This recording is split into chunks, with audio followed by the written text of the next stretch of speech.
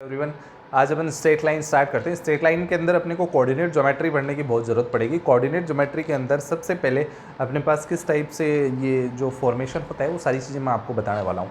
तो सबसे पहले अपन हेडिंग डालते हैं स्ट्रेट लाइन। बहुत ही शानदार टॉपिक है आपके लिए स्ट्रेट लाइन। स्ट्रेट लाइन जो होता है उसके अंदर क्या होता है, सबसे पहले अपन कोऑर्डिनेट सिस्टम पढ़ने वाले हैं। कोऑर्डिनेट सिस्टम के अंदर अपने पास जो पहला काम है वो क्या है कि अपन जो कोऑर्डिनेट पढ़ते हैं, कोऑर्डिनेट सिस्टम जो पढ़ते हैं वो कार्टेशियन कोऑर्डिनेट सिस्टम पढ़ते हैं। कौन सा पढ़ते हैं? कार्टेशियन कोऑर्डिनेट सिस्टम पढ़ते हैं। कोऑर्डिनेट सिस्टम पढ़ने वाले। दूसरी बात, कार्टेशियन कोऑर्डिनेट सिस्टम के अंदर किसी भी पॉइंट को रिप्रेजेंट एक्स वाई से किया जाता है। इस सिस्टम के अंदर क्या करते हैं? In this system we represent a point x y in Cartesian plane. किसी भी पॉइंट को किससे रिप्रेजेंट किया जाता है? एक्स वाई से। देखो कैसे, जैसे ये अपने पास एक्स एक्सिस है, ये अपने पास वाई एक्सिस है, यहाँ पे कोई भी पॉइंट बैठा है एक्स वाई, यहाँ पे बैठा पॉइंट क्या है? X y. जब मैं इसको यहाँ पे परपेंडिकुलर यहाँ पे ज्वाइन करा देता हूँ, इसको इधर ज्वाइन करवा देता हूँ, तो ये पॉइंट कहता क्या है कि ये वाली डिस्टेंस वाई है और ये वाली डिस्टेंस एक्स है। इस पॉइंट के कोऑर्डिनेट से अपने को पता चल गया ये एक्स है तो ये भी क्या हो गई? एक्स। ये वाई है तो ये भी क्या हो गई? वाई। अब जो ये अपने पास ये जो चीज़ है यहाँ पे, ये मैंने है ना इस पॉइंट से इसके ऊपर ये प्रोजेक्शन डाला है। ये क्या डाला है? प्रोजेक्शन 90 के ऊपर मैंने प्रोजेक्शन डाल दिया है। तो ये जो है ना, ये वाला पॉइंट है, ये फुट ऑफ परपेंडिकुलर है। ये क्या है? फुट ऑफ परपेंडिकुलर है। ये फुट ऑफ परपेंडिकुलर है to point x y point के रेस्पेक्ट में फुट ऑफ परपेंडिकुलर है। और ये प्रोजेक्शन है, ये वाली डिस्टेंस प्रोजेक्शन है। Projection on x axis by point x y. इस एक्स वाई पॉइंट से ये जो है, ये डिस्टेंस अगर एक्स एक्सिस पे अगर मैं इसके ऊपर प्रोजेक्शन डाल रहा हूँ तो ये वाला है ना, ये प्रोजेक्शन है। और ये क्या है? इस प्रोजेक्शन डालने से ये जो पॉइंट है यहाँ पे ये बनेगा एक्स एक्सिस पे x,0। ये फुट ऑफ परपेंडिकुलर होगा इस पॉइंट के रेस्पेक्ट में, एक्स वाई पॉइंट के रेस्पेक्ट में। ठीक है, इतनी बात आपको मालूम होगी। उसके बाद में अपन एक बात और देखते हैं, साइन स्कीम क्या है। सबसे पहले अपन देखते हैं साइन स्कीम। साइन कैसे होते हैं आपको मालूम होगा। फर्स्ट क्वाड्रेंट में एक्स और वाई दोनों प्लस के होते हैं, सेकंड क्वाड्रेंट में एक्स नेगेटिव हो जाता है तो ये माइनस, ये प्लस रहता है, थर्ड के अंदर दोनों माइनस हो जाते हैं, फोर्थ के अंदर क्या होता है? एक्स तो प्लस का होता है लेकिन वाई माइनस का होता है। ये आपको नॉर्मल बातें जानने योग्य बातें हैं। इसके बाद में देखो, आपको मालूम चल गया होगा यहाँ पे अगर यही काम इधर वाई एक्सिस पे, इस पॉइंट पे वाई एक्सिस पे प्रोजेक्शन डाल देता हूँ तो ये जो है, ये प्रोजेक्शन, ये इतनी डिस्टेंस है ये आपकी, ये प्रोजेक्शन किस पे हो गई? वाई एक्सिस पे। इस पॉइंट की प्रोजेक्शन वाई एक्सिस पे हो गई। और ये क्या हो गया? फुट ऑफ परपेंडिकुलर हो गया इस पॉइंट के रेस्पेक्ट में वाई एक्सिस पे। ये वाई एक्सिस पे हो गया, इसको अपन 0y बोलते हैं, ये 90 होता है। ये बात आप समझ गए होंगे। ठीक है, मैं उम्मीद करता हूँ कि आप ये बात पूरी समझ गए होंगे। इसके बाद अपन आगे की कहानी में चलते हैं। आगे की कहानी में मैं आपको लेके चलता हूँ। तो देखो क्या होता है, सबसे पहले मैं आपको एक क्वेश्चन देता हूँ इसके ऊपर बेस्ड। इतनी बात मेरे हिसाब से आप लोग समझ गए होंगे। इसके ऊपर एक क्वेश्चन करने वाले हैं अपन। क्वेश्चन क्या है? क्वेश्चन है अपने पास, फर्स्ट क्वेश्चन पढ़ते हैं, फाइंड कोऑर्डिनेट्स। अपने को कोऑर्डिनेट निकालने ऑन एक्स एक्सिस पे अपने को कोऑर्डिनेट बताने हैं। हु लाइज, जो लाई कर रहा है, जो लाई एक्स एक्सिस पे लाई कर रहा है, from 3,5 at distance P unit always और सच दैट कंडीशन दे रखी है उन्होंने, सच दैट कंडीशन क्या है, ए पॉइंट पे आपके पास कंडीशन है p less than 5, B point में आपके पास कंडीशन है p इक्वल टू 5 और सी पॉइंट में p ग्रेटर देन 5। इनके लिए अपने को इसको बताना है। एक्स एक्सिस पे अपने को कोई पॉइंट बताना है जो इस p जिसके लिए p का वैल्यू 5 से लेस हो, p का वैल्यू 5 के इक्वल हो या p का वैल्यू ग्रेटर देन 5 हो। p क्या है, उस पॉइंट से x एक्सिस पे डिस्टेंस है। तो सबसे पहले मैं डायग्राम बना देता हूँ। ये आपका डायग्राम हो गया, ये आपकी एक्स एक्सिस हो गई, ये वाई एक्सिस की बनावट मैंने यहाँ पे बना दी है। यहाँ पे बैठा पॉइंट कौन है, 3 5 यहाँ पे बैठा है, ठीक है, 3 5 यहाँ पे बैठा है। तो ये वाली जो डिस्टेंस है, ये वाली परपेंडिकुलर डिस्टेंस की जब मैं बात करूँगा तो ये इधर वाली तो 3 हो गई और इधर वाली क्या हो गई 5, तो ये वाली डिस्टेंस हो गई 5, ठीक है। अब वो बोल रहे हैं p का वैल्यू 5 से। अब अगर मैं ना ये वो p डिस्टेंस कौन सी एक्सिस पे बोल रहा है, p कौन सी डिस्टेंस है जो x एक्सिस पे है, x एक्सिस पे ये लो, x एक्सिस पे ऐसे पॉइंट हो सकता है, यहाँ भी पॉइंट हो सकता है, यहाँ भी पॉइंट हो सकता है, ऐसे यहाँ भी हो सकता है, यहाँ भी हो सकता है, यहाँ भी हो सकता है। ये सारी p है, ये सारी क्या है p है, ये भी p है, ये भी p है, ये भी p है, ये भी p है। उसने बोल रहा है कि वो पॉइंट बताओ जो जिसके लिए p का वैल्यू 5 से लेस हो। p का जो आपको मालूम है मिनिमम डिस्टेंस परपेंडिकुलर डिस्टेंस होती है, मिनिमम डिस्टेंस 5 है, तो क्या 5 से कम हो सकती है कि ये भी 5 से ज़्यादा है, ये भी 5 से ज़्यादा है, ये सारी 5 से ज़्यादा है, तो 5 से कम तो कोई हो ही नहीं सकती। तो ए ऑप्शन के लिए अपने पास क्या हो गया कि ऐसा कोई पॉइंट नहीं है, ऐसा कोई पॉइंट नहीं है जिसके लिए डिस्टेंस 5 से कम हो। ये बात समझ गए होंगे आप कि 5 से कम डिस्टेंस का तो सवाल ही नहीं उठता।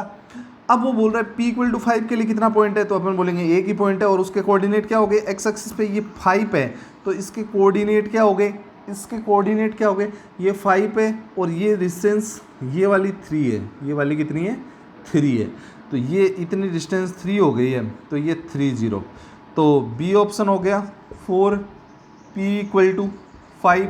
ओनली वन पॉइंट, यहाँ पे एक ही पॉइंट है p इक्वल टू 5 के लिए और वो पॉइंट क्या है आपके पास से, वो पॉइंट आपके पास है 3,0, एक सिंगल पॉइंट है जब p का वैल्यू 5 हो। और थर्ड वो बोल रहे हैं p का वैल्यू 5 से ग्रेटर हो, 5 से ये 5 है तो ये 5 से बड़ी होगी, ये भी 5 से बड़ी होगी, ये भी 5 से बड़ी होगी, ऐसे बहुत सारे पॉइंट अपने पास बढ़ते जाएंगे एक्स एक्सिस पे जिसके लिए p का वैल्यू 5 से बड़ा होगा, इधर भी होंगे। इसका मतलब ऐसे कितने पॉइंट है, इनफाइनाइट पॉइंट है, ऐसे कितने पॉइंट है, इनफाइनाइट पॉइंट्स हैं जिनकी डिस्टेंस क्या है 5 से ज़्यादा है। 5 ग्रेटर देन के लिए कितने पॉइंट बनेंगे आपके पास, इनफाइनाइट पॉइंट बनेंगे। मैं उम्मीद करता हूँ ये बात समझ गए होंगे।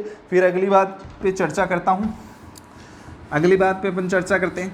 बहुत ही धमाकेदार सवाल है, तो अपना नेक्स्ट क्वेश्चन जो है वो अपन देखते हैं। नेक्स्ट क्वेश्चन क्या है आपका, क्वेश्चन है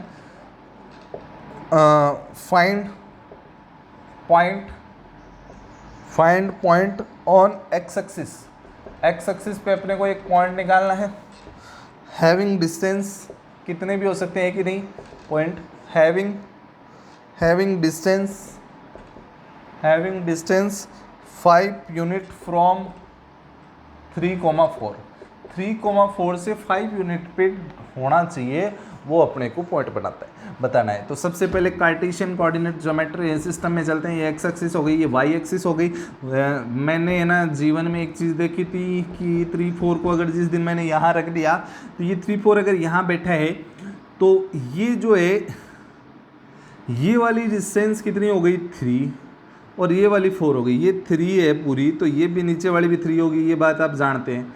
ये 3 हो गई, ये 4 हो गई और ये ओरिजिन है, तो आपको पता है राइट एंगल बन रहा है, ये 90 है, राइट एंगल बन रहा है। तो जिस दिन मैं इसको यहाँ से मिला दूंगा तो राइट एंगल बन गया। राइट एंगल बनते ही मेरे को पाइथागोरस जी की याद आ जाएगी और पाइथागोरस जी बोलते हैं अगर राइट एंगल बन रहा है, एक 3 है एक 4 है, तो सबसे बड़ी साइड अगर अपने को निकालनी है तो वो 5 होगी। तो 5 वो यही बोल रहा था कि इस पॉइंट से 5 डिस्टेंस पे एक्स एक्सिस पे एक पॉइंट है ये।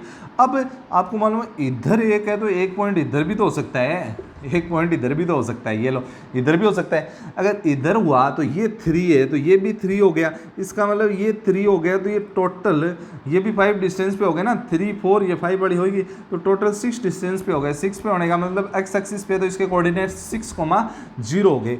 तो उसका आंसर क्या हो गया, यहाँ पे अपने पास 2 पॉइंट मिल गए। 2 पॉइंट कौन कौन से जो 5 यूनिट पे है, एक तो क्या है 0 0 है और एक कितना है 6 0। इसको अपन है ना बिना है ना वो डिस्टेंस फार्मूला वगैरह लगाया ही कर रहा हूँ। डिस्टेंस फार्मूला के बारे में तो अभी चर्चा ही नहीं की है मैंने, इसका मतलब आप नहीं जानते, मैं सोचता हूँ।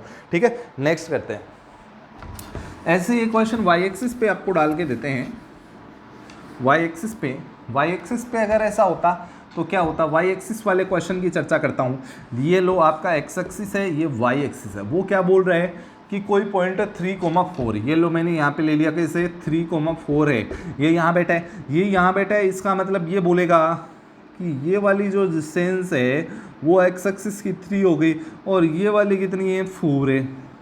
ठीक है, तो मैं बोलूँगा ये 3 है तो ये वाली भी कितनी हो गई 3 हो गई। तो ये जो है यहाँ पे मैंने ये 90 है आपका, ये भी 90 है, ये 5 हो गई, ये 5 होती है। आप बोलोगे सर इस ये वाली डिस्टेंस कितनी है 4, आप इसको 4 बोल रहे हो तो इधर वाली 4 हो गई। इसका मतलब इसके कोऑर्डिनेट कितने हो गए 0 4 हो गए। अब आप बोलोगे सर कि है ना अगर ये वाई एक्सिस है तो इसको अगर मैं इधर मिलाऊंगा, इधर ये 0 0 पे एक तो इस साइड, अगर ये इस साइड, अगर ये इस साइड होता तो ये 4 है तो ये वाली भी कितनी हो गई 4 4 4 कितनी हो गई 8। तो इसका मतलब 0,8 पे बैठा है। तो 2 पॉइंट जो 5 यूनिट डिस्टेंस पे, एक तो ये वाला पॉइंट हो गया और एक ये बड़ा हो गया। इसका मतलब कौन कौन से कितने पॉइंट हो गए 0 0 और 0 8। कोऑर्डिनेट ज्योमेट्री आपको बहुत ही आसानी से समझ में आने वाली है, आप इसको देखें आगे। नेक्स्ट अपन करते हैं। अब मैं यहाँ पे पोलर कोऑर्डिनेट्स की बात करने वाला हूँ। किसकी बात करूँगा, पोलर कोऑर्डिनेट्स। अब यहाँ पे मैं पोलर कोऑर्डिनेट्स की चर्चा करता हूँ, तो आप हेडिंग डालिए नेक्स्ट है पॉपुलर रिप्रेजेंटेशन। क्या है, पॉपुलर रिप्रेजेंटेशन सिस्टम। तो पॉपुलर रिप्रेजेंटेशन सिस्टम आपके पास दो ही होते हैं, एक तो क्या होता है कार्टेशियन होता है और दूसरा क्या होता है पोलर के बारे में मैं चर्चा करने वाला हूँ। तो पोलर के अंदर क्या होगा, देखिए पोलर कोऑर्डिनेट सिस्टम के अंदर मैं चर्चा करूँगा यहाँ पे पोलर के अंदर। तो देखिए क्या है पोलर के अंदर, जैसे ये आपकी एक्स एक्सिस है, ये आपकी वाई एक्सिस है। जैसे कोऑर्डिनेट इस कार्टेशियन में आपके पास एक्स वाई होते हैं, ये तो मैंने चर्चा कर ही ली है। पोलर में यहाँ पे आर थीटा होते हैं, आर थीटा होते हैं ना कोऑर्डिनेट। अब देखो आर थीटा का मतलब क्या है यहाँ पे, अगर ये जो है ये यहाँ पे कोई पॉइंट एक्स वाई अगर बैठा है तो आपको मालूम है कि ये वाली डिस्टेंस एक्स हो गई और ये वाली कितनी हो गई वाई हो गई। तो ये जो है ना ये पूरी इसकी लेंथ वो किसको रिप्रेजेंट करती है, आर को। मतलब उस पॉइंट की ओरिजिन से जो डिस्टेंस है ना वो उसका क्या होता है, आर होता है। तो इसका मतलब जिस दिन मैं आर निकालने जाऊंगा तो यहाँ पे पाइथागोरस लगा दूंगा। पाइथागोरस लगाते हैं ये यहाँ पे ये मैंने बोला फुटो परपेंडिकुलर होता है, इसलिए क्या हो जाएगा r square equal to x square plus y square हो जाएगा। और आर इक्वल टू अपने पास क्या प्रकट हो जाएगा, x square plus y square, r अपनी आंखों के सामने प्रकट हो जाएगा। उसके बाद में मैं चर्चा करता हूँ थीटा के लिए। अगर ये वाला एंगल थीटा बन रहा है, यहाँ पे थीटा बन रहा है, मतलब ये लाइन जो है ये एक्स एक्सिस के साथ थीटा एंगल बना रही है, तो क्या होगा मैं यहाँ पे टेन थीटा लगाने जाऊँगा तो टेन थीटा क्या प्रकट हो जाएगा, वाई अपॉन एक्स प्रकट हो जाएगा। और थीटा इक्वल टू कितना हो जाएगा, tan inverse y by x हो जाएगा। तो theta equal to tan inverse y by x हो गया, ये थीटा निकल चुका है, समझ गए। इसका मतलब मैंने आर और थीटा को किसके पदों में, एक्स और वाई के पदों में पा लिया है।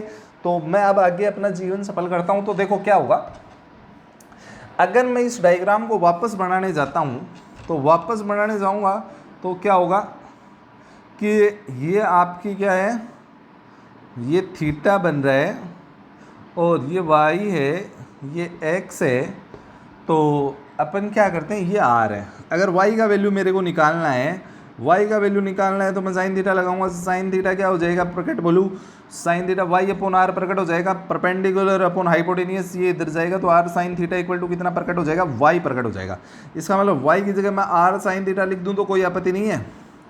और x का वैल्यू के लिए cos थीटा लगाता हूँ, cos थीटा इक्वल टू कितना हो गया x upon r, r cos theta equal to कितना प्रकट हो गया x, इसको मैं आर cos थीटा बोल दूंगा। अब इसका मतलब इस कोऑर्डिनेट सिस्टम के अकॉर्डिंग में ये x है ये y है, तो इसको मैं ऐसे भी लिख सकता हूँ कि r sine theta comma r cos theta भी मैं लिख सकता हूँ। ठीक है, ये बात आप समझ गए होंगे। यहाँ पे दो बातें और गौर करनी चाहिए आपको। तो इसके अंदर क्या है कि सबसे पहली बात तो है ना, मैंने हालांकि आपको बता भी दी है, लिखवा भी देता हूँ।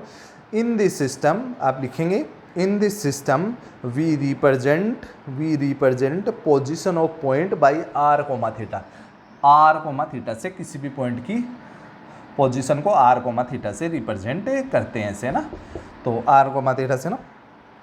वेयर आगे सेकंड पॉइंट में इसमें लिखेंगे, where r is distance of point from 0 0, origin से डिस्टेंस होती है। आर क्या होती है, उस पॉइंट की ओरिजिन से जो डिस्टेंस होती है उसको क्या बोलते हैं, आर बोलते हैं। थीटा क्या है, theta angle made by line joining point from x axis, उस पॉइंट को एक्स एक्सिस से जो लाइन ज्वाइन कर रही है उसके बाद में ये जो एक्स एक्सिस के साथ एंगल बन रहा है वो क्या है, थीटा है। ठीक है, इसके बाद में मैंने आपसे सारी चर्चा कर दी है। ये जो है इनको पोलर कोऑर्डिनेट बोलते हैं, r sine theta comma r cos theta को क्या बोलते हैं, पोलर कोऑर्डिनेट बोलते हैं। अब मैं आपको इसको जैसे ये आप नोट कर सकते हैं। इसके बाद में मैं आपको है ना कार्टेशियन कोऑर्डिनेट को पोलर कोऑर्डिनेट में और पोलर को कार्टेशियन में चेंज करना बताता हूँ। तो कैसे पोलर में चेंज करते हैं कार्टेशियन को, और कैसे कार्टेशियन को पोलर में, मतलब दोनों बातें आप समझ गए होंगे, उम्मीद करता हूँ आप समझेंगे। तो क्वेश्चन है, क्वेश्चन अपने पास है, find polar coordinates of point 3, √3। इसका मतलब ये पॉइंट कौन से फॉर्म में है, कार्टेशियन में। अपने को इसके पोलर कोऑर्डिनेट बनाने हैं। पहले तो ये हो गया x, y, अपने को आर थीटा में लाना है, इसको आर थीटा पोलर कोऑर्डिनेट में लाना है। तो अपन सबसे पहले क्या करेंगे, यहाँ पे x तो 3 प्रकट हो गया और y इतना प्रकट हो गया √3। तो मैं जिस दिन r निकालने जाऊँगा तो r का फार्मूला आपको मालूम है, x² + y² का रूट होता है। तो r कितना आ जाएगा, यहाँ 3 का स्क्वायर 9 और 3 का √3 का स्क्वायर कितना हो जाएगा आपके पास 3। तो ये 12 और 12 को क्या लिख दूंगा 4 × 3, तो r का वैल्यू आ जाएगा 2√3। उसके बाद में थीटा निकालूंगा, थीटा क्या हो जाएगा tan इनवर्स y/x हो जाएगा। अब थीटा tan इनवर्स y का वैल्यू तो कितना है यार, ये रहा y √3 है और ये 3 है, ये tan इनवर्स हो गया, ये इससे मर जाएगा तो tan इनवर्स रूट इससे हट के इसके ऊपर लग जाएगा। तो ये जो है थीटा का वैल्यू tan इनवर्स 1/√3 आया है। वो कितने tan का वैल्यू होता है 1/√3, वो आपको मालूम होगा, वो होता है π/6 का वैल्यू। ठीक है, अब ये r, थीटा के फॉर्म में लिख दो इसको, r, थीटा। तो r का वैल्यू तो आपका कितना आया 2√3 और थीटा का π/6, ये पोलर फॉर्म में आपका आ गया है। ठीक है, पोलर फॉर्म होती है, पोलर फॉर्म में कन्वर्ट करना था, समझ गए होंगे आप। अब मैं इससे उल्टा करूंगा, पोलर फॉर्म में जो दिया हुआ है उसको किस में करूंगा, कार्टेशियन में। तो यही कर देता हूं मैं, फाइंड, इस बार कार्टेशियन लिख देता हूं, कार्टेशियन कोऑर्डिनेट्स ऑफ, इसी क्वेश्चन को कर देते हैं कन्वर्ट, π/6 है ना। तो सबसे पहले आपको इसको किस में कन्वर्ट करना है, कार्टेशियन में। तो सबसे पहले पोलर में ये तो r हो गया और ये आपका क्या हो गया थीटा, समझ गए होंगे आप बात को। अब इसका मतलब r इक्वल टू हो गया 2√3 और थीटा कितना हो गया π/6 हो गया। थीटा कितना हो गया आपका π/6 हो गया थीटा। अब देखो क्या होगा, r का मतलब होता है क्या है रियलिटी में, तो आपको मालूम होगा r का मतलब होता है √x² + y² इक्वल टू कितना प्रकट हो गया 2√3। अब मैं जिस दिन स्क्वायर करने जाऊंगा तो x² + y² आज़ाद हो जाएंगे और ये 12 बच जाएगा। ठीक है, अब थीटा की बात करता हूँ। थीटा का मतलब क्या था, tan inverse y/x equal to कितना π/6। tan इनवर्स उधर पहुँचा तो tan π/6 हो गया आपका। अब y by x equal to 10π/6 का वैल्यू आपको मालूम है 1/√3 होता है। ये इधर चला गया √3 y इक्वल टू कितना प्रकट हो गया, x प्रकट हो गया। अब ये x की जगह मैं वैल्यू जिस दिन डालूंगा तो ये 3y² + y² इक्वल टू 12 प्रकट हो जाएगा। तो ये 4y² इक्वल टू कितना प्रकट हो गया 12, और y² इक्वल टू कितना आ गया 3, और y इक्वल टू अपन क्या ले लिए √3। अब y का √3 है तो यहाँ पे रखोगे तो x का कितना आ जाएगा 3। तो ये आपके पास कितना आ गया 3, इसके फॉर्म में आ चुका है। तो आप इसके ऊपर बेस्ड एक क्वेश्चन और करना चाहें तो कर सकते हैं, लेकिन इससे और भी मैं बढ़िया आपको तरीका बता देता हूँ। वो जो तरीका है, एक क्वेश्चन और कर लेते हैं, उसमें मैं आपको इसको थोड़ा सा और अच्छे से बता देता हूँ, जिससे प्लस माइनस की भी प्रॉब्लम ख़त्म हो जाएगी। जैसे आपके पास है 2π/6 है, तो मैंने आपको बताया था कि ऐसे कोई लाइन है, ये थीटा है, यहाँ पे मैंने बताया था ये वाला जो है ये r cos थीटा होता है, ये वाला r sin थीटा होता है। तो ये सीधा ही अपन कन्वर्ट कर देंगे r cos theta r sin theta. सीधा कन्वर्ट करने का तरीका है पोलर कोऑर्डिनेट में सीधा कन्वर्ट कर सकते हो। तो ये तो आपका r है, ये थीटा है, ये x होता है, ये y होता है। तो x और y, x equal to r cos theta है और y इक्वल टू कितना है r sin थीटा। तो r का वैल्यू कितना है 2, ये π/2 है ना, cos π/2, और ये आपका हो गया r का वैल्यू 2 sin π/2। आपको मालूम है cos π/2 0 होता है, 2 × 0 कितना बन गया 0, x का वैल्यू 0 प्रकट हो गया, और sin π/2 का 1 होता है, तो y का वैल्यू कितना हो गया 2 प्रकट हो गया। तो 0,2 के फॉर्म में आ गया। इसको आप दूसरे उस तरीके से भी कर सकते हैं, ठीक है। तो इसमें प्लस माइनस की भी प्रॉब्लम आपकी नहीं आने वाली है। आपको ये भी पता चलना है, अगर थीटा प्लस का है इसका मतलब वो लगभग चांस में फर्स्ट क्वाड्रेंट में ही बैठा हुआ है ना। लेकिन प्लस माइनस साइन कॉस दोनों पॉजिटिव किस टाइप से होते हैं, क्या होते हैं, ये सारा भावार्थ आप समझ गए होंगे। अब मैं आपको नेक्स्ट टाइटल डलवाता हूँ, डिस्टेंस फॉर्मूला। बहुत इंपॉर्टेंट, डिस्टेंस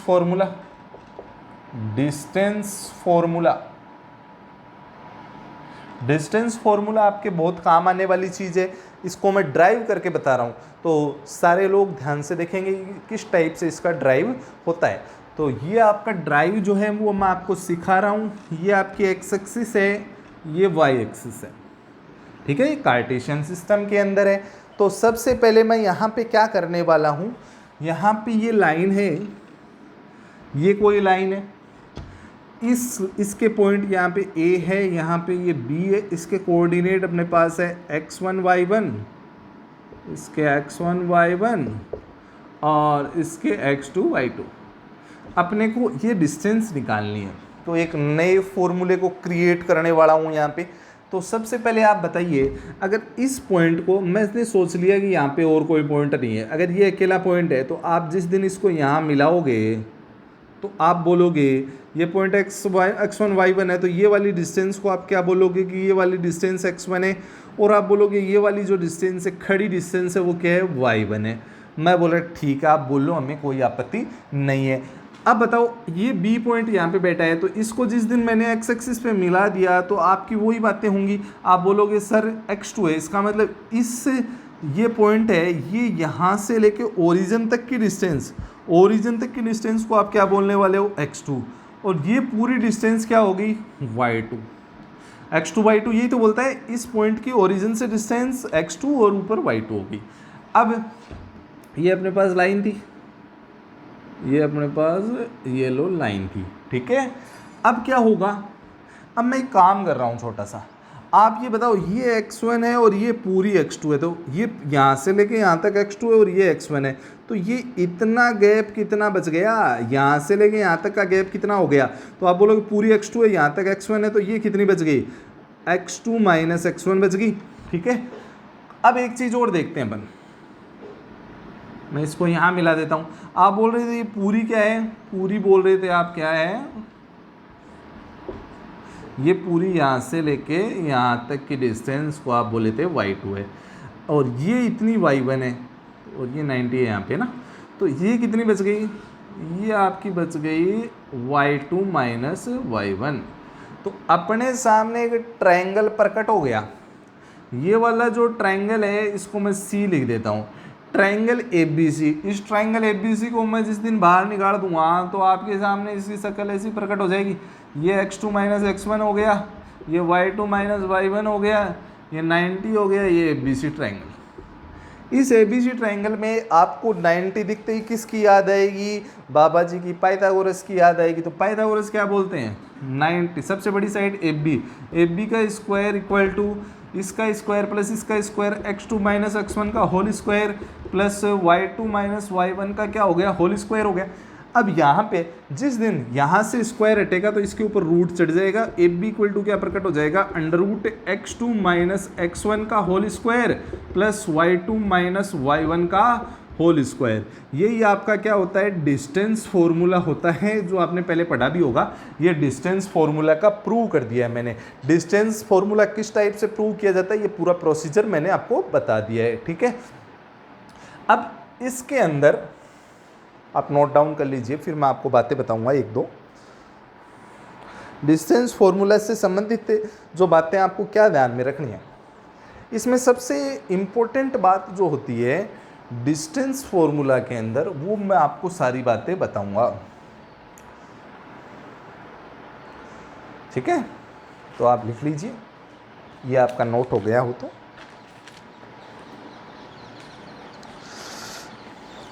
फर्स्ट बात आपको लिखनी है, इफ डी, डिस्टेंस को अगर मैं डी बोल दूं तो आपको कोई आपत्ति नहीं होगी। डी, कैपिटल डी लिख दो, चाहे इसको डी, डिस्टेंस कोई भी दो पॉइंट के बीच की। If distance d is given in the question, अगर किसी क्वेश्चन में आपको डिस्टेंस गिवन है, then apply plus minus before using it. अगर आपको क्वेश्चन में डिस्टेंस 4 दे रखी है तो आप क्वेश्चन जब मैथमेटिकली अप्लाई करोगे तो प्लस माइनस दोनों यूज करना है, क्योंकि अगर डिस्टेंस माइनस में भी आएगी तो मैं उसको प्लस का करके ही लिखने वाला हूँ, हालांकि रूट में नहीं आती है, ठीक है। डिस्टेंस, अब दूसरी बात आपको ये ध्यान में रखनी है कि एक्स एक्सिस है, ये एक्स एक्सिस है ना, पहली बात तो हो गई, प्लस माइनस यूज करेंगे। अगर यहाँ पे ये दूसरी बात है, ये x1, 0 एक्स एक्सिस पे 2 पॉइंट है, ये x2, 0 एक्स एक्सिस पे कोई भी पॉइंट होते हैं उनकी शक्ल ऐसी होती है, y कोऑर्डिनेट तो 0 होता है। तो अपन क्या करते हैं, इनके बीच में डिस्टेंस निकालनी है तो सीधी निकाल सकते हैं। ये डिस्टेंस इतनी कितनी है? x1, और यहाँ से लेके यहाँ तक की कितनी? x2। तो ये जो बीच का पार्ट बच गया वो क्या बच गया? वो क्या बच गया? x2 माइनस x1 बच गया। अब ये x2 इधर भी हो सकता है तो नेगेटिव आंसर आ जाएगा, लेकिन ये डिस्टेंस निकालना है, इसको मोड में लिख दूंगा जिससे ये पॉजिटिव हो जाए, ठीक है। यही काम आप y एक्सिस पे कर दोगे, y एक्सिस पे भी यही हो जाएगी, y2 minus y1, y2 minus y1। y axis पे तो कोई भी दो पॉइंट के बीच की डिस्टेंस सीधे निकाल दोगे आप। तो इस बात को आप लिख लीजिए, distance between x1, 0 and x2, 0 are x2 minus x1। दूसरी बात लिखेंगे, distance between 0, y1 and 0, y2 is y2 minus y1। ये भी मोड में लिखना है आपको, ये बात आपने लिख ली है, ठीक है। 3 बातें हो गई। चौथी बात आपको बहुत ही इंपॉर्टेंट लिखनी है, we use distance formula mainly in the question of circumcentre. Circumcentre के क्वेश्चन के अंदर आपको डिस्टेंस फॉर्मूला का यूज करना है। अब कई लोग मेरे से पूछेंगे सर सर्कमसेंटर क्या होता है, तो मैं आपको जो है सर्कमसेंटर के बारे में बात बता देता हूँ। इस जो आपने 4th पॉइंट लिखा है उसी के अंदर आप लिख सकते हैं सर्कमसेंटर का रियल मीनिंग क्या होता है। जैसे ये कोई ट्रायंगल है, ये कोई ट्रायंगल हो गया आपका, और बाहर से इसके सरकमफेरेंस जा रही है सर्कल की, ठीक है। ये तीनों पॉइंट इस पे ए, ये बी और ये सी तीनों सर्कल के ऊपर है। तो यहाँ पे जो पॉइंट होगा सर्कमसेंटर होगा, अगर मैं किसी दिन उसको ओ नाम दे दूँ, क्या नाम दे दिया मैंने? ओ नेम दे दिया। तो ये उस पॉइंट की ए से डिस्टेंस, उस पॉइंट की बी से डिस्टेंस और उस पॉइंट की सी से डिस्टेंस सेम होगी। मतलब ओ की ए से, ओ की बी से और ओ की सी से डिस्टेंस सेम होती है इफ ओ इज सर्कमसेंटर। अगर ओ क्या हो? सर्कमसेंटर हो। अगर ओ सर्कम सेंटर है तो उसकी तीनों वर्टेक्स से जो डिस्टेंस होगी वो सेम होगी, ठीक है। तो सबसे पहले आपको ये बना भी लीजिए आप, थोड़ा सा आपको आसानी रहे, फिर अपन इसके ऊपर बेस्ड क्वेश्चन करते हैं एक सर्कम सेंटर निकालने का।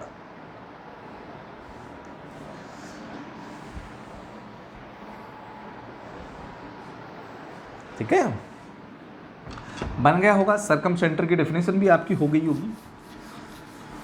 ये डेफिनेशन थी जो मैंने आपको मैथमेटिकली बता दी है। अब क्वेश्चन आपके पास है, क्वेश्चन है बहुत ही शानदार सर्कम सेंटर के ऊपर, डिस्टेंस फॉर्मूले का बहुत ही शानदार और खूबसूरत यूज है यहाँ पे। Find circum centre, circum centre अपने को निकालना है, सर्कम सेंटर ऑफ ट्रायंगल,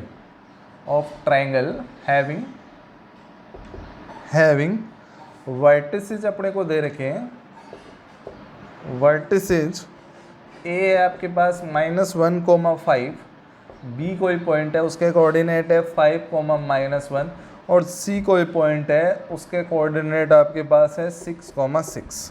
तो अपने को इसका सर्कम सेंटर निकालना है, ठीक है। तो मैं आपको बता रहा था कि सर्कम सेंटर की तीनों वर्टेक्स से जो डिस्टेंस है वो आपकी क्या होती है, सेम होती है।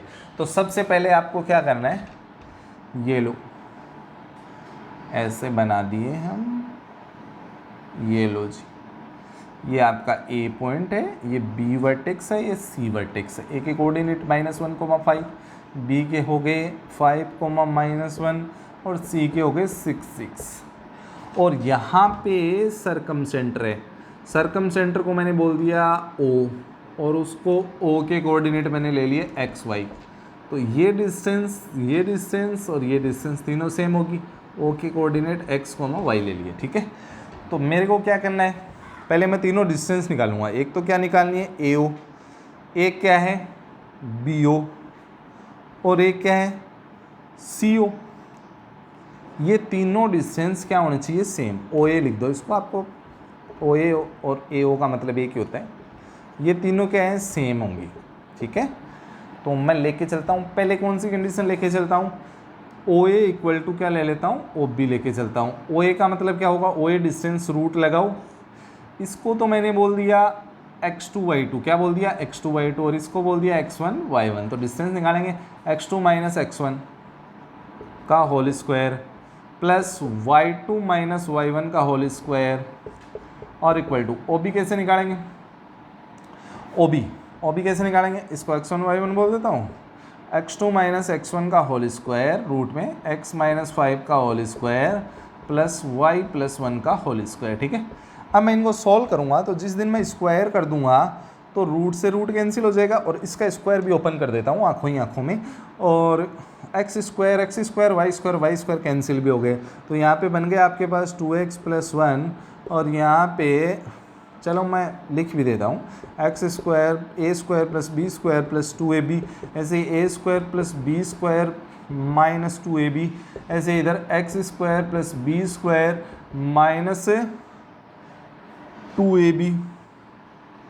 -2ab हो गया। ऐसे ये आपका क्या हो गया, y स्क्वायर + 1 + 2y हो गया, ठीक है। तो ये आपका हो गया है। तो यहाँ पे आपके पास 6 है, ये 6 0 ना हो गया, 6 है, ठीक है। तो अब आगे इसके ऊपर चर्चा करते हैं। यहाँ से x स्क्वायर से x स्क्वायर मर गया, y स्क्वायर से y स्क्वायर मर गया।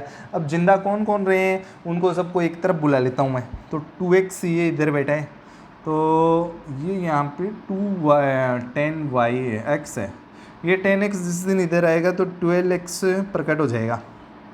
25 से 25 भी मर चुका है, और देखो 1 से 1 भी मर गया आपका। तो ये जो है 2y जिस दिन इधर आया तो ये माइनस का 12y प्रकट हो जाएगा। 12 का डिवाइड करके इक्वेशन को खूबसूरत बना देता हूँ, डिवाइड बाई 12, तो x - y = 0 प्रकट हो गया, x = y अपने सामने प्रकट हो गया है, ठीक है। अब देखो आगे क्या करता हूँ मैं, दूसरी कंडीशन और लगाता हूँ, OA को OC के इक्वल कर देता हूँ। OA को किसके इक्वल कर दिया मैंने, OC के। OA = OC लगाता हूँ यहाँ पे, OA = OC लगाऊंगा। तो OA डिस्टेंस कैसे निकालेंगे, देखिए वही करना है आपको। वो तो ये निकाल ही रखी है ना आपने, x+1 का whole square plus y minus 5 का होल स्क्वायर। और ओसी कैसे निकालेंगे, ओसी निकाल दीजिए, x2 माइनस x1 का होल स्क्वायर, x माइनस 6 का होल स्क्वायर प्लस ये 6 है ना, तो प्लस y माइनस 6 का होल स्क्वायर हो गया। अब देखो क्या होगा, स्क्वायर कर दिया, स्क्वायर करते ही रूट से रूट गायब हो गया, एक्स स्क्वायर वाई स्क्वायर के टर्म कट गए हैं, तो यहाँ पे क्या बचा 2x+1 और यहाँ पे क्या बचा माइनस का 10y प्लस 25 प्लस माइनस का 10y प्लस 25 बच गया। ऐसे इधर देखिए कितना बचा, माइनस का 12x प्लस 36 और माइनस का 12y प्लस 36 बच गया। अब देखो क्या करना है, इसको मैं इधर ले आऊँगा जिस दिन, तो ये 14x हो जाएगा और मैं इसको इधर लेके आऊँगा y वाले टर्म को, तो ये 12y और ये प्लस का 2y बच जाएगा, ठीक है। और ये आपके कितने हो गए 26, इधर जाएंगे तो 26 इधर गए तो यहाँ पे 10 बचे और ये 46 हो गए। इक्वेशन की खूबसूरती के लिए डिवाइड 2 का कर देता हूँ, जिससे इक्वेशन हल्की हो जाएगी। हल्की होती ही क्या हो जाएगी 7x plus y equal to 46। y का वैल्यू x यहाँ पे प्रकट कर देता हूँ, मैं पुट कर देता हूँ, तो ये y की जगह x पुट करा तो 7x plus x equal to 46, बहुत ही खूबसूरत नज़ारा। 8x इक्वल टू 46 हो गया, 8 इसके नीचे बैठेगा तो 46/8, 46 को बोलूँगा डिवाइड हो जाओ 2 से, तो x इक्वल टू हो जाएगा 23/4, तो y भी 23/4 ही होगा। तो ये आपका आ जाएगा 23/4, 23/4 आपका क्या आ गया, सरकम सेंटर आ गया। क्या आ गया, सरकम सेंटर। ठीक है, नोट कर सकते हैं आप इसको।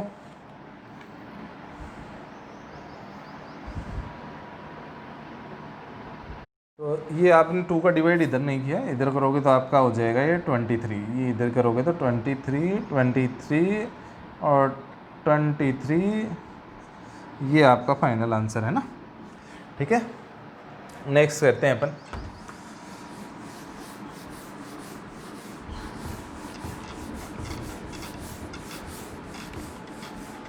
नेक्स्ट चर्चा, ठीक है। अपने पास क्वेश्चन है, क्वेश्चन लेट ए कोई पॉइंट दे रखा है 3 4, let a 3 4 and b, point b है, is lie is a variable, is a variable, variable point है, variable point on line mod x equal to 6, वो मोड x इक्वल टू 6 पे बैठे। If condition और दे रखी है, इफ ए बी जो है, ए बी है वो लेस देन इक्वल टू 4 है। फाइंड करनी है अपने को, find possible integral values of b, integral values of b. तो सबसे पहले चीज़ों को समझते हैं अपन। चीज़ों को कैसे समझेंगे कि ये तो लास्ट का काम है, ये फाइंड वाला तो वैल्यू बी की फाइंड करनी है ना, वो बाद में देखेंगे। पहले मोड x इक्वल टू 6 का मतलब क्या है, जो b कहाँ पे बैठा है, मोड x इक्वल टू 6 पे बैठा है। मोड x इक्वल टू 6 का मतलब है जिस दिन मोड हटेगा तो इधर प्लस माइनस 6 प्रकट हो जाएगा। इस बात का मैं आपको मतलब बताता हूँ। ये आपके पास x एक्सिस है, ये आपके पास y एक्सिस है, ठीक है, और कोई पॉइंट है a, वो कहाँ बैठा है 3,4 पे। 3,4 का मतलब है ये वाली डिस्टेंस जो है 3 है और ये वाली कितनी है 4 है, ठीक है, ये 3,4 होगी। अब ये 3 है तो ये वाली भी कितनी हो गई 3 हो गई, ठीक है, ये a पॉइंट है। अब b पॉइंट कहाँ पे है, वो मोड x इक्वल टू 6 है। मोड x इक्वल टू 6 का मतलब x का वैल्यू 6, x का वैल्यू 3 यहाँ पे है तो x का वैल्यू 6 लगभग यहाँ पे मिलेगा, ये x इक्वल टू 6 हो गई। ऐसे x इक्वल टू -6 भी है, x इक्वल टू -6 भी इतनी डिस्टेंस पे जैसे इधर है, x इक्वल टू -6, ये लाइन हो गई, ठीक है। अब इस लाइन की खास बात क्या है, इस लाइन पे कहीं भी आप b पॉइंट लेओगे तो उसका x कोऑर्डिनेट तो 6 ही होना है, वाई कोऑर्डिनेट क्या है ये पता नहीं है। आप यहाँ लेओगे तब भी, बी को अगर यहाँ लेओगे तब भी 6, वाई आएगा, एक्स कोऑर्डिनेट 6 ही होएगा, बी को यहाँ लेओगे तो भी एक्स कोऑर्डिनेट 6 ही रहेगा। ठीक है, तो मैं इसको यहाँ ले लेता हूँ, आपको कोई आपत्ति नहीं होगी, वेरिएबल पॉइंट है। अब अगर वो बोल रहे बी इधर है तो मैं बोलूँ बी इधर भी हो सकता है, बी इधर होगा तो -6, वाई हो जाएगा। ठीक है, अब चलो चर्चा करते हैं आगे की। अब वो क्या बोल रहे हैं कि ए बी जो है, ए और बी के बीच की डिस्टेंस है जो, वो लेस देन इक्वल टू 4 होनी चाहिए। ए और बी के बीच की डिस्टेंस, जैसे अगर इधर सीधा करें तो ये 3 है, ये 4 हो सकती है इधर से, और इधर से निकालूँ ना तो ये 4 से बहुत ज़्यादा हो जाएगी। आपको डायग्राम से भी दिख रहा होगा, इसका मतलब ये इधर वाली बात मैं लेके चलता हूँ। ए से बी के बीच की डिस्टेंस निकाल देता हूँ मैं। देखिए, इसको मैं ले लेता हूँ क्या, x1 y1, और इसको क्या ले लेता हूँ x2 y2। तो इस कंडीशन में लिखता हूँ A B less than equal to 4। तो ए बी निकालेंगे, ए बी कैसे निकलेगा, रूट लगाओ x2 माइनस x1 का होल स्क्वायर, तो कितना बचेगा 3 का स्क्वायर 9 हो गया, फिर y2 माइनस y1 का होल स्क्वायर, और ये आपका लेस देन इक्वल टू 4 हो गया। मैं इधर स्क्वायरिंग करूँगा तो कोई फ़र्क नहीं पड़ने वाला, ये भी पॉजिटिव ये भी पॉजिटिव, तो इसका तो रूट गायब हो जाएगा, और ये आपके पास 4 का स्क्वायर 16 प्रकट हो जाएगा। 9 को उधर भेजूँगा तो y माइनस 4 का स्क्वायर ये 7 बच जाएगा। ठीक है, अब स्क्वायर हटाऊँगा तो आपके पास क्या आ जाएगा, y माइनस 4, ये पॉजिटिव है ये भी पॉजिटिव है, तो अब मेरे को पॉजिटिव ही रखना है वरना साइन चेंज होने की भी कंडीशन है, इसलिए मैं मोड लगा के रखता हूँ। अगर साइन चेंज नहीं होता है ऐसा कैसा रहेगा, और मोड के अंदर क्या होता है, स्क्वायर हटा तो इसके ऊपर रूट तो लगना ही है, मोड में लिख दिया इसको। अब मोड में क्या होता है, मोड में जैसे y माइनस 4 है, इसका मतलब ये ओरिजिन है, तो घोड़ा कहाँ पे खड़ा है, 4 पे। 4 पे, एक का मतलब तो क्या हो गया, 4 से √7 पे रस्सी फेंकोगे तो ओरिजिन से डिस्टेंस कितनी हो जाएगी, 4, तो ये √7 यहाँ से डिस्टेंस से इतनी √7 डिस्टेंस पे रस्सी फेंकोगे, घोड़ा यहाँ खड़ा है, तो ये पूरी डिस्टेंस कितनी हो गई, 4 प्लस √7 हो गई। ऐसे इधर जैसे यहाँ -4 पे खड़ा है, यहाँ पे क्या है, ये सॉरी इधर √7 है तो इधर आएंगे तो -√7 हो जाएगी, 4 पे खड़ा है, 4 माइनस √7 हो जाएगी। ये चीज़ आप एक बार देख लीजिए, 4 माइनस √7।